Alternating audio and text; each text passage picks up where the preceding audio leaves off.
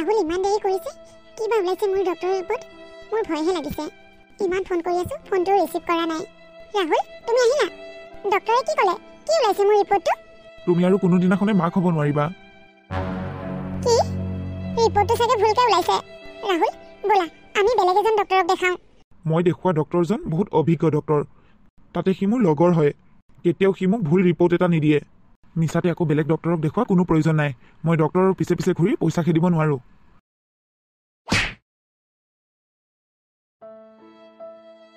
ৰাহুল তুমি সেইটো কথাতে চিন্তা কৰি আছা না চিন্তা নকৰি কি কৰিম মোৰ সকলো মনৰ আশা শেষ মোৰ লগৰ দীপক মনোজত চব বাপিকি হ'ল মই আৰু কোনো দিনাখনে বাপিকি হ'ব নোৱাৰিম মোক কোনেও দেউতা বুলি নেমাতিব সিহঁতৰ দৰে মোৰো দেউতাক হ'বলৈ মন যায় কিন্তু ভগৱানে সেইখিনি সুখ মোৰ কপালত নিলিখিলে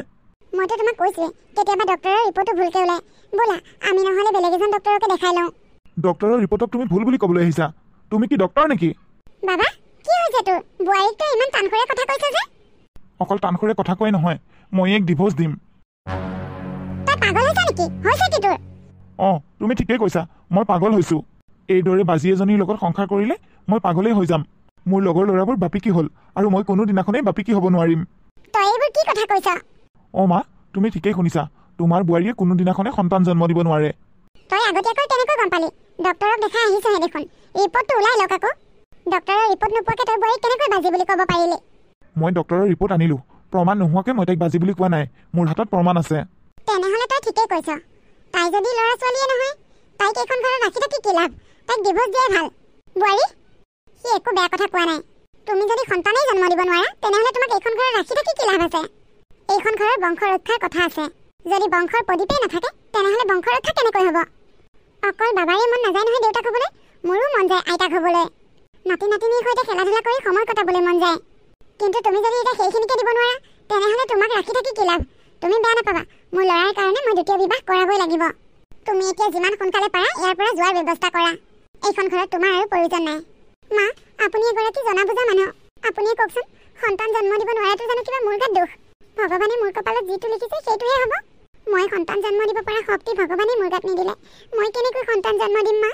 আপোনালোকৰ দৰে মোৰো মাক হ'বলৈ মন যায় নিঃসন্তান হৈ ময়ো জীয়াই থাকিব নিবিচাৰোঁ কিন্তু এইবোৰ নিজে কৰি ল'ব পৰা কাম নহয় ভগৱানে নিদিলে মই কি কৰোঁ আৰু এতিয়া মই সন্তান জন্ম দিব নোৱাৰোঁ বুলিয়ে আপোনালোকে মোক ঘৰৰ পৰা খেদি দিব বিচাৰিছে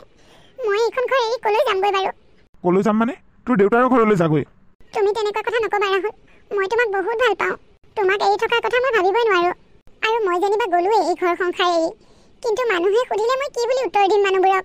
এগৰাকী নাৰীৰ প্ৰধান শক্তিয়ে হৈছে সন্তান জন্ম দিয়া আৰু তোমাৰ যিহেতুকে সেই শক্তিয়ে নাই তেনেহ'লে তোমাৰ সংসাৰ কৰা কি লাভ আছে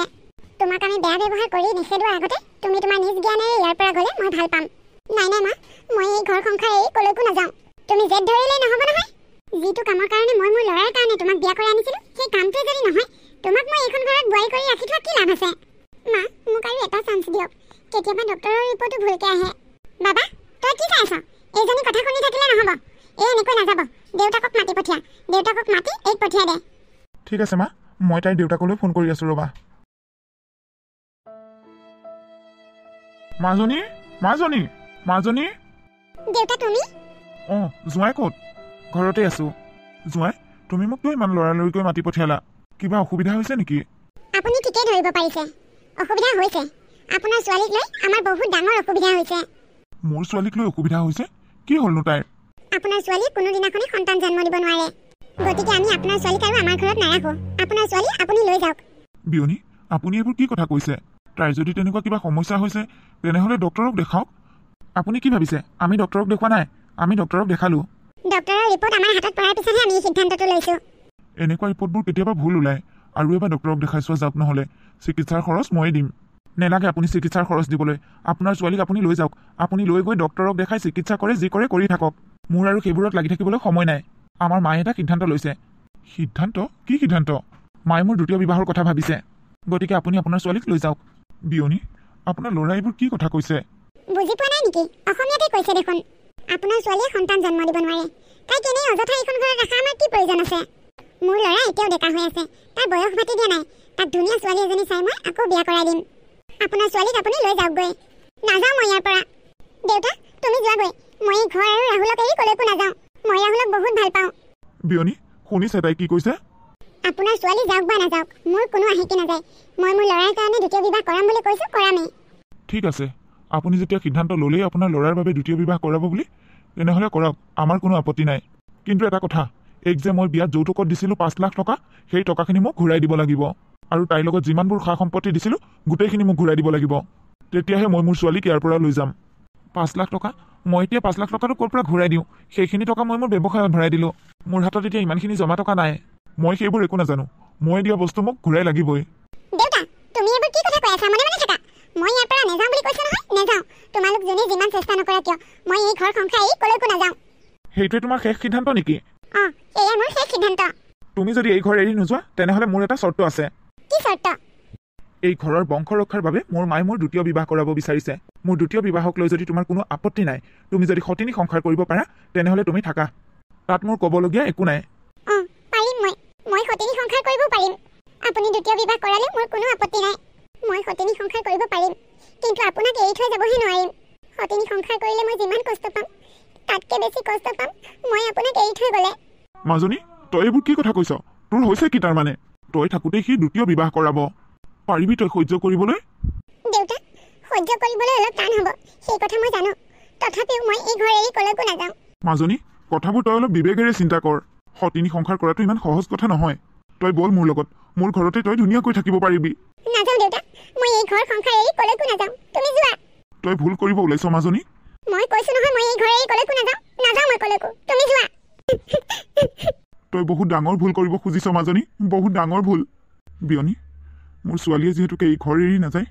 তেনেহ'লে মোৰ আৰু একো উপায় নাই কিন্তু এটা কথা মোৰ ছোৱালীৰ বাবে মোৰ ঘৰৰ দুৱাৰ সদায় খোলা হৈ থাকিব মই আহিছোঁ বাবা আৰু তই নিজকে ৰূপটো সলাই পেলালি যে আগৰ দৰে অকণমান ষ্টাইলত থাকিবি ছোৱালী চাবলৈ যাওঁতে যাতে ছোৱালীজনীয়ে একেবাৰতে পচন্দ কৰে চুলিকেইডালত এই ক'লা ৰংটো ঘঁহাৰ পৰা তোক একেবাৰে ভাল লগা নাই হ'ব মা মই বাৰু চুলিকেইডাল আকৌ ৰং কৰি ল'ম যা নিজকে অকণমান সজাই পৰাই ৰাখগৈ তাইৰ লগতে তই নিজকে শেষ কৰি দিলে নহ'ব নহয় হ'ব দিয়া বোৱাৰী আজিৰ পৰা এইখন তোমাৰ ঘৰ তোমাৰ যেনেকৈ মন যায় তুমি তেনেকৈ থাকিব পাৰিবা আমাৰ ইয়াত তোমাৰ পৰা আমি বেলেগ একো নিবিচাৰোঁ মাত্ৰ নাতি এটা পালেই হ'ল আৰু বোৱাৰী আজিৰ পৰা তুমি মোৰ কাষৰ ৰুমটো থাকিবা আৰু তোমালোকৰ আগৰ ৰুমটো নতুন বোৱাৰীক দেখাই দিয়াগৈ যোৱা হ'ব মা আহা যোৱা বোৱাৰী তই কি চাই আছ যা আকৌ আজিহে মোৰ মনটো ভাল লাগিছে সোনকালে ঘৰখনলৈ নাতি এটা আহিলেই হ'ল আৰু তুমি দেখিবলৈ বহুত ধুনীয়া মই বিয়া নাপতা আগতেই যদি তোমাক দেখিলোঁ হয় তেতিয়া হয়তো মই তোমাকেই বিয়া পাতিলোঁ হয় ভগৱানে যি কৰে ভালেই কৰে মাথো এতিয়া মই যিটো আশা লৈ তোমাক বিয়া পাতিছোঁ সেই আশাটো পূৰ হ'লেই হ'ল আৰু ৰাহুল কি হ'ল তই এনেকৈ ৰুমলৈ সোমাই আহিছ যে নাজানা নেকি ৰুমত সোমালে কেনেকৈ সোমাব লাগে সৰি ৰাহুল মোৰ ভুল হ'ল আচলতে মোৰ গাটো বহুত বেয়া লাগিছে তোমাক টেবলেট কেইটামান আনিবলৈহে ক'ব আহিছিলোঁ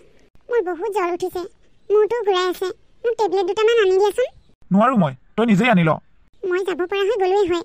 কিন্তু মোৰ ঘূৰণিৰ কাৰণে বিচনাৰ পৰা উঠিবলৈ মন যোৱা নাই মই নোৱাৰোঁ বুলি কৈছোঁ নহয় নোৱাৰোঁ তই যি কৰ কৰি থাক যা ৰুমৰ পৰা ওলা তোমাৰ প্ৰথম পত্নী আমাৰ প্ৰতিটো ভাল কামতে এনেকৈ বাধা হৈ ৰ'ব নেকি নাই নাই তেনেকৈ একো নহয় তুমি চিন্তাই নকৰিবা কালিৰ পৰাই মন কৰি আছোঁ আমি দুয়োটাই কিবা এটা কথা পাতি থাকিলে তাই মাজতে ওলাইহি তাই আমাৰ মাজত যিমানেই বাধা হৈ থিয় নিদিয়ক কিয় মই এতিয়া তোমাকেই ভাল পাওঁ কেৱল তোমাক গতিকে এতিয়া সেইবোৰ কথা তুমি চিন্তা নকৰিবা বাবা বাবা বোৱাৰী ক'ত আছা তহঁত চাওঁ এইফালে আছোন ডাঙৰ বোৱাৰী কিবা এটা হৈছে তেওঁ বোলে মোকেই ভাল পায় ডাঙৰ বোৱাৰী কিবা এটা হোৱা বুলি কোৱা শুনি তেওঁ দৌৰি ওলাই গৈছে মই এতিয়া তোমালৈ বিয়া হৈছোঁ যেতিয়া তুমি কেৱল মোৰ আহিছানে তহঁত কি হ'ল মা বোৱাৰী কিবা এটা হৈছে তাই মোৰ ঘূৰাই পৰি থাকিলে দেখোন ধৰচোন ধৰ তাইক বিচনালৈ লৈ যাওঁ একদম তুমি নধৰিবা এইবোৰ চব তাই ভেকচন কৰিছে তোমাকে মোকে ৰুমৰ ভিতৰত সোমাই কথা পাতি থকা দেখিলে যে ভেকচন নহয় বোৱাৰী ডাঙৰ বোৱাৰী গাটো বেয়া হৈ আছিলে তেনেহ'লে আপুনি দাঙিলৈ বিচনালৈ লৈ যাওক মই তাইক অকলে দাঙি নিব নোৱাৰিম নহয় নোৱাৰে যদি ইয়াতে পৰি থাকক ৰ'বাচোন তোমালোকে কিয় তৰ্ক কৰি আছা তাই কিবা এটা হৈছে তাইক হস্পিটেল নিব লাগিব অলপ আগতে তাই মোক মূৰ ঘূৰাই থকা বুলি কৈছিল মইহে তাইক দম দিলোঁ তুমি তাইক হস্পিটেল নিব নোৱাৰা বুলি কৈছোঁ নহয় নোৱাৰা যদি হস্পিটেল নিব লাগে তাই বাপেকক খবৰ দিয়া বাপেকে লৈ যাওকহি তুমি যদি তাইক হস্পিটেল লৈ যোৱা মই কিন্তু এইখন ঘৰত নাথাকিম আজিয়ে ইয়াৰ পৰা গুচি যামগৈ মই কি কৈছোঁ শুনিছানে নাই যোৱা ৰুমলৈ যোৱাহি তুমি হ'ব দিয়া মই তাইৰ বাপেককে খবৰ দিওঁ বোৱাৰী তুমি কিন্তু এইটো কাম ভাল নকৰিলা মানিছোঁ ডাঙৰ বোৱাৰীয়ে সন্তান জন্ম দিব নোৱাৰে কিন্তু তাই আমাৰ ঘৰত আছে তাই যদি কিবা এটা হৈ যায় কোন জগৰীয়া হ'ব আমিহে জগৰীয়া হ'ম আপুনি যি কৰে কৰি থাকক আপোনালোকৰ আচাৰ ব্যৱহাৰ দেখি মই আচৰিত হৈছোঁ এজনী মানুহ অচেতন হৈ ভিতৰত পৰি থাকে আপোনালোকে ডক্তৰৰ ঘৰলৈ লৈ যাব নোৱাৰিলে মই অহালৈ ৰৈ থাকিল যদি তাই কিবা এটা হ'ল হয় আপোনাৰ ছোৱালীক হস্পিটেল নিব লগাকে একো হোৱা নাই তাই সেয়া চব অভিনয় কৰিছে ঘৰৰ সকলোৱে মোক মৰম কৰিছে যে তাই কি কৰো কি নকৰো লাগিছে মই জানিছিলোৱে এনেকুৱাই কিবা এটা হ'ব মাজনী তোক আগতেই কৈছোঁ তই ইয়াত থাকিব নালাগে তই মোৰ কথা নুশুনিলি নিজৰ ঘৰ নিজৰ সংসাৰ বুলি সকলোকে আঁকোৱালি ললি তাৰ ফল এতিয়া এয়া দেউতা তুমি এনেই চিন্তা কৰিছা মোৰ ইয়াত একো অসুবিধা হোৱা নাই মানুহৰ জীৱনত এনেকুৱা সৰু সুৰা ঘাট প্ৰতিঘাত থাকেই তেওঁলোকে মোৰ সমস্যাটো বুজি পোৱা নাছিল সেইকাৰণে হয়তো তেওঁলোকে মোক হস্পিটেল নিয়া নাছিল কিন্তু এতিয়াৰ পৰা চাবা তুমি মোক সকলোৱে কেয়াৰ ল'ব তই তাৰমানে আকৌ ইয়াতে থাকিবি নেকি দেউতা মই ইয়াতে থাকিম হ'ব তই আৰু নাটক কৰিব নালাগে তই কি বুলি ভাবিছ তোৰ মিঠা মিঠা কথাত আমি ভুল যাম তোক আমি সকলোৱে কেয়াৰ ল'ম বোৱাৰী তুমি সেয়া ভুল ভাবিছা আমি তোমাক কোনেও কেয়াৰ নলওঁ এতিয়া যদি কেয়াৰ ল'ব লাগে আমি সৰু বোৱাৰীক ল'ম বাহ সংলাপবোৰ শুনি বহুত ভাল লাগিছে ৰাহুল তুমি মোক ভুল ভাবিছা মই নাটক কৰা নাই মই নাটক কিয় কৰিম মোৰ গোটেই জীৱনটোৱে নাটক হৈ গ'ল মাজনী তই আৰু ইয়াত থাকিব নালাগে মোৰ লগত ব'ল দেউতা তুমি কিয় ইমান খং কৰিছা অকণমান ঠাণ্ডা হোৱাচোন মই ইয়াতে থাকিম এইখনেই মোৰ ঘৰ মই এই ঘৰ এৰি কলৈকো নাযাওঁ তই যেনেকৈ এইখন ঘৰৰ মানুহক আপোন বুলি আঁকোৱালি লৈছ এইখন ঘৰৰ মানুহে তোক আপোন বুলি আঁকোৱালি লোৱা নাই তই যদি এইখন ঘৰত থাক কেতিয়াবা তই আত্মহত্যা কৰিবলগীয়া হ'ব মাজনী ব'ল তই মোৰ লগত ব'ল নাই নাই দেউতা মই মৰিলেও মৰিম মই নাযাওঁ ইয়াতে থাকিম তই নাযাওঁ ন থাক তই ইয়াতে তোৰ আৰু এই অশান্তিবোৰ চাই চাই মোৰ জীয়াই থাকিবলৈ ইচ্ছা নাই মই নিজে বিষাই মৰাই ভাল দেউতা বাপেক জীয়েকৰ কি নাটক ইহঁতৰ বাপেক জীয়েকৰ নিচিনা নীলাজ মানুহ মই ক'তো দেখাই নাই এজনী কিমান খেদাৰ পিছতো ঘৰৰ পৰা নাযায় বাপেকটো একেই নীলাজ ইমান অপমান কৰো আহিলে আকৌ জীয়েকৰ কিবা এটা শুনিলে দৌৰি আহে শুনিছনে মাজনী তোৰ কাৰণে আজি কেনেকৈ মোক অপমান কৰিছে ইমানৰ পিছতো তই ইয়াতে থাকিবিনে মোক কৰা অপমানবোৰ মই সহ্য কৰিব পাৰোঁ দেউতা কিন্তু তেওঁলোকে যেতিয়া তোমাক অপমান কৰিব মই সেয়া কেতিয়াও সহ্য কৰিব নোৱাৰোঁ মই আৰু ইয়াত নাথাকোঁ দেউতা মই তোমাৰ লগত যাম ব'ল ব'লা দেউতা এতিয়াহে শান্তি পাইছোঁ চৰি মিষ্টাৰ ৰাহুল তোমাৰ পত্নীয়ে সন্তান জন্ম দিব নোৱাৰিব কি সন্তান জন্ম দিব নোৱাৰিব মোৰ পত্নীয়ে কিয় সন্তান জন্ম দিব নোৱাৰিব মই আপোনাক বুজাই আছোঁ আপুনি ভিতৰলৈ আহক বাবা আহিলি ডক্টৰে কি ক'লে মা আমাৰ মনৰ আশা চাগে কোনোদিনাখনেই পূৰ্ণ হ'ব তই এইবোৰ কি কৈছ অঁ মা ডক্টৰে যি কৈছে মই তাকেই কৈছোঁ তোমাৰ সৰু বোৱাৰীয়েও কোনোদিনাখনে সন্তান জন্ম দিব নোৱাৰিব হে ভগৱান মই এইবোৰ কি শুনিছোঁ